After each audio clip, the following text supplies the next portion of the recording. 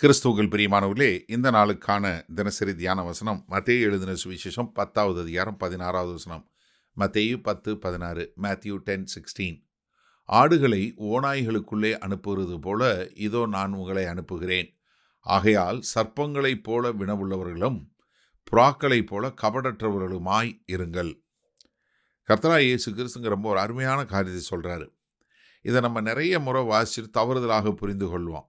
அவர் என்ன ஓநாய் அனுப்புகிறேன்னு சொல்லலை, ஓநாய்களுக்குள்ள ஆடு அனுப்புகிறேன். யாராவது இது செய்வாங்களா?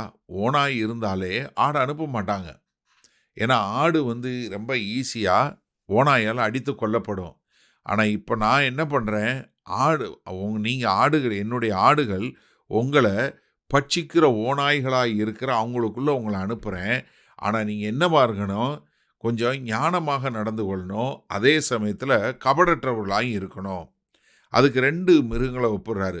சர்ப்பம் போல வினவுள்ளவர்களாக இருக்கணும், புறாக்களை போல கபடற்றவர்களாக இருக்கணும்.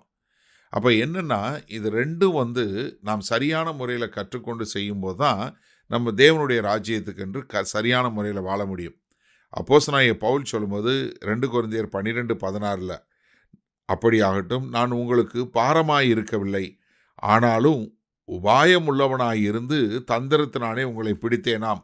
என்ன தந்திரம் பண்ணி பிடிச்சிட்டாரு அப்படின்னு சொல்லக்கூடிய அளவிற்கு அவர் அங்கே அவரை குற்றம் சாட்டக்கூடிய அளவிற்கு அங்கே அவர் ஸ்ட்ராட்டஜி யூஸ் பண்ணதை பார்க்குறோம்.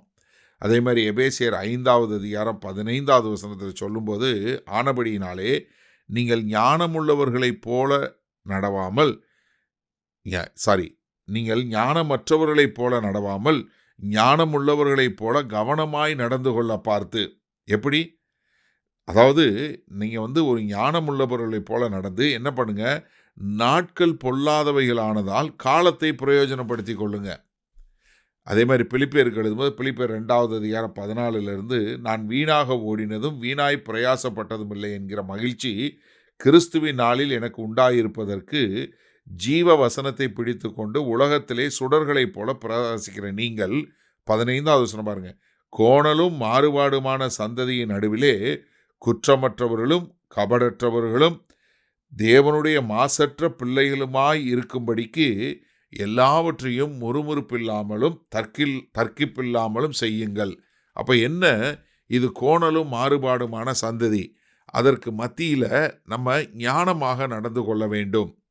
கொலோசியர் 4வது அதிகாரம் 5வது வசனம் சொல்லும்போது, புறம்பே இருக்கிறவர்களுக்கு முன்பாக ஞானமாய் நடந்து காலத்தை பிரயோஜனப்படுத்தி கொள்ளுங்கள். அப்போ என்ன, நம்ம போகிறது ஓநாய்கள் மத்திக்குள்ளே போகிறோம். ஆனால் நம்ம எப்படி இருக்கணும், ரொம்ப ஞானம் உள்ளவர்களாய் நடந்து கொள்ள வேண்டும். அதே சமயத்தில் இருதயத்தில் எந்த ஒரு கபடும் இல்லாதபடி ஒரு சுத்த இருதயத்தோடு இருக்கணும்.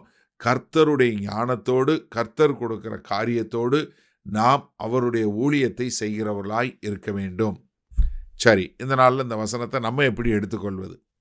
அதாவது நம்ம கண்களுக்கு முன்பாக ஒரு பிரச்சனை இருக்குது அப்படின்னு சொன்னால் நம்ம அந்த பிரச்சனைக்குள்ளே போக வேணும்னு அவசியம் இல்லை. நம்ம அதை எப்படி மாறாக சரியான முறையில் செய்ய முடியும், எப்படி கையாள முடியும் என்று சொல்லி தேவ ஞானத்தோடு நம்ம செயல்பட வேண்டும்.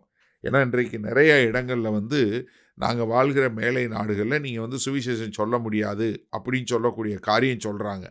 அப்படி இருக்கும்போது நம்ம நேரடியாக சுவிசேஷம் சொல்ல முடியலைனாலும் நம்முடைய வாழ்க்கை சாட்சியை ஒருத்தரும் ஒன்றும் சொல்ல முடியாது. அப்போ நம்ம அங்கே சொல்லும்போது என்ன, நம்முடைய வாழ்க்கை சாட்சியின் மூலமாய் நாம் சுவிசேஷத்தை சொல்லக்கூடிய மக்களா. அப்போ ஒவ்வொரு இடத்துலையும் அதற்கு ஏற்றாற் போல நம்முடைய சுவிசேஷத்தை மாற்றாமல் ஆனால் நம்முடைய யுக்திகளை மாற்ற முடியும். இப்போ நீங்கள் வாழ்கிற இடங்களில் என்ன யுக்தி கையாண்டு மற்றவர்கள் உங்கள் மூலமாக கர்த்தரை அறிந்து கொள்ள முடியும் என்று தெரிந்து கொண்டு நீங்கள் அந்த யுக்தியை கையாள வேண்டும். ஏன்னா நிறைய நேரங்களில் ஒரு இடத்துல நடைபெறக்கூடிய காரியம் இன்னொரு இடத்துல சரியாக வராது. ஒரு இடத்துல சரியாக வர்றது இன்னொரு இடத்துல வராது, ஒரு இடத்துல சரியாக வராது இன்னொரு இடத்துல வரும்.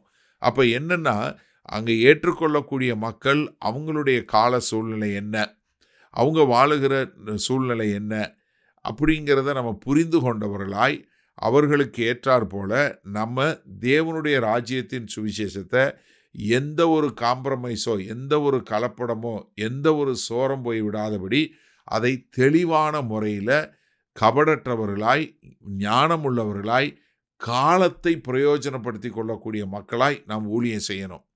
அப்போ நீங்கள் இருக்கிற இடத்துல எப்படி கர்த்தருடைய சுவிசேஷத்தை அறிவிக்க முடியுன்றது யாரால் அறிஞ்சு கொள்ள முடியும்? உங்களால் தான் அறிந்து கொள்ள முடியும். அதை நீங்கள் எப்படி கற்றுக்கொள்ள முடியும்? பரிசுத்த ஆவியானவர் உங்களுக்கு சொல்லி கொடுப்பார். அப்போ அந்த பரிசுத்த ஆவியானவர் சத்தம் கேட்டு ஒரு சுத்த இருதயத்தோடு ஞானமாக நடந்து காலத்தை பிரயோஜனப்படுத்திக் கொள்வீர்களா? வல்லபிதாவே, இந்த அருமையான நல்ல நாளுக்காய் நன்றி. இந்த செய்தியை கேட்டுக்கொண்டிருக்கிற எனக்கு அருமையான சகோதர சகோதரிகள் ஒவ்வொருவரும் காலத்தை பிரயோஜனப்படுத்தி, ஆண்டவரே, ஞானமுள்ளவர்களாய் நடந்து கொள்ள எங்கள் தேவன் அவர்களுக்கு நல்ல தேவ ஞானத்தை கொடுக்க வேண்டுமாய் மீட்பரும் இரட்சகருமாகிய இயேசு கிறிஸ்துவின் மூலம் ஜெபிக்கிறோம் வல்லபிதாவே, ஆமேன். கர்த்தர் உங்களை ஆசீர்வதிப்பாராக. நாம் இன்று மாலை மண்ணால் சந்திப்போம்.